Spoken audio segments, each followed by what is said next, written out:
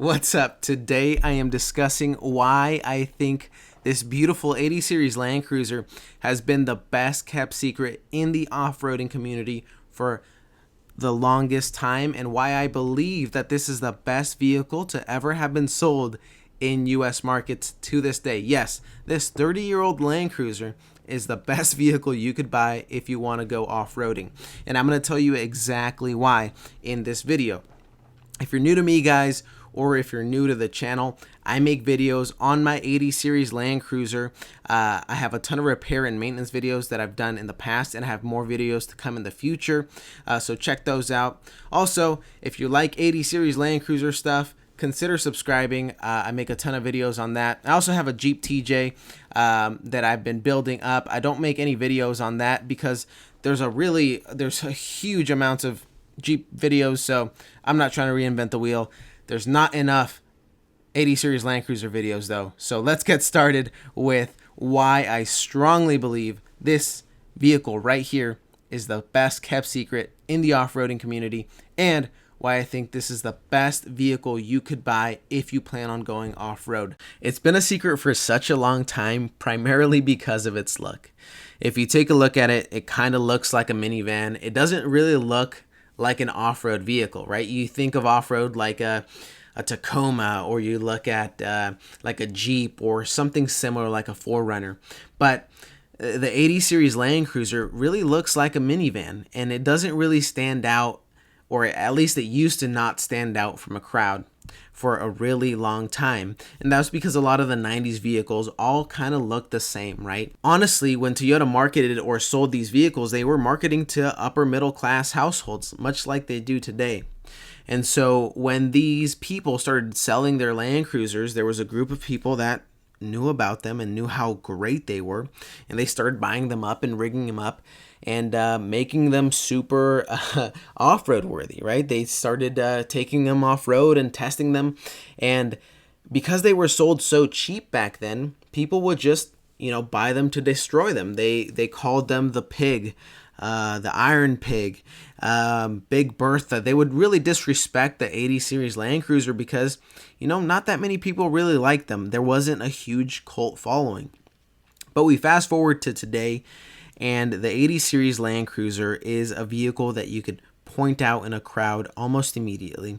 It is beautiful, it is iconic, and a lot of people are loving them, and they're falling back in love with the 80 Series Land Cruiser. And because of that, the prices on these 80 Series Land Cruisers have sort of skyrocketed, and we see perfect examples of it on like Bring a Trailer. If you get on that website and you look for the 80 Series Land Cruisers, you'll see some that have sold for $30,000-$40,000, and we see some even locally that are nicely built rigs selling for like $20,000.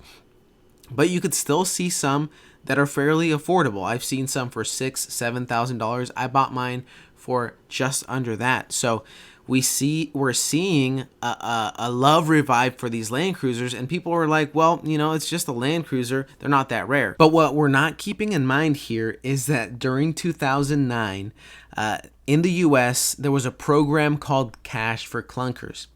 Now, people traded in their older 80 Series Land Cruisers because they were not fuel efficient, and the government incentivized them and gave them cash for these older vehicles. And since they really couldn't get that much money for the 80 Series Land Cruiser back then, they cashed in on it. And you know what the government did? They destroyed those vehicles. They took them to the junk and they destroyed them. Because it was supposed to stimulate the economy. So now we have a shortage of 80 Series Land Cruisers. So just to recap why these were such a good secret within the off-roading community and why not that many people jumped on them, was because they were primarily marketed towards families. And the people that had them in their family kept them for years and years and years. The person that I purchased the Land Cruiser from, they had it in his family for over 26 years. And that just goes to show how reliable they were. And it was hard for them to sell it because they had so many memories with the Land Cruiser. Also, because they were so bad with gas mileage, that government program that I mentioned earlier really incentivized people to just trade them in. And a lot of people did. It took a big majority of them off of the market, and those, that could have been possibly been explored by so many other people, just were off the road and were no longer able to be enjoyed by other people. So that's the reason why I believe that the 80 Series Land Cruiser has been the best kept secret. I'm going to tell you why I strongly believe the 80 Series Land Cruiser is the best vehicle you could buy still to this day for off-roading in terms of off-road capability, reliability, and overall ruggedness. This Land Cruiser was built to survive in extreme desert temperatures, muddy swamps, climb crazy hills. It was supposed to go virtually anywhere.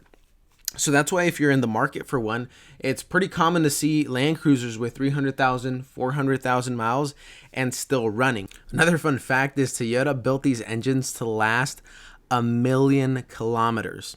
That's right, 1,000,000 kilometers, or for us US folk, that is 600,000 miles. That's how long they were supposed to last before its major overhaul. And I know some people will preventatively do a head gasket replacement, and that's about the most you'll really have to do to these things at around 250,000 miles. Most people, right now, my 80 Series Land Cruiser is at 269 and it's running strong. It has no signs of a bad head gasket. So it just goes to show that if you take care of these vehicles, they will last forever. Now let's talk about overall ruggedness and kind of combine the off-road capability. The 80 Series Land Cruiser came with a factory solid front axle. And these axles that Toyota made back in the 90s were incredible. Let me just give you a little perspective. If you were to buy a 2020 or 2021 Jeep Wrangler, you would need to spend another $6,000 to upgrade your axles to have the same capabilities as the axles that are on the Toyota Land Cruiser. And the Land Cruiser was released 30 years ago. So it just goes to show how Toyota really knew what they were doing, and they designed this thing to be so indestructible, so reliable, and that's why I love the 80 Series Land Cruiser. That's why I believe that the 80 Series Land Cruiser was the best vehicle to ever have been sold in the US and the best off-road vehicle you could buy still to this day. That is it, guys. Thank you for watching. I hope this video was informative. I hope you learned something today. If you liked the video, let me know. Leave me a comment, leave me a like, subscribe. Do whatever you need to do. I want to thank every single one of you guys that's been leaving me comments. I appreciate every single one of you. I'm excited. I like hearing about your Land Cruisers and where you got them and how much you paid for them. It's just exciting to me. So keep that up. You guys are what makes the 80 Series community so great. I think we have the best community as far as off-roading communities. 80 Series is just way above the rest. So thank you guys for watching. Have a good one. And if you haven't watched my other videos, I have a giveaway in one of them, in the most recent ones. I'm not going to tell you which one, so go take a look at it. But if you have an 80 Series Land Cruiser, you might win some 80 Series Land Cruiser stuff. So check it out. Thanks for watching, guys.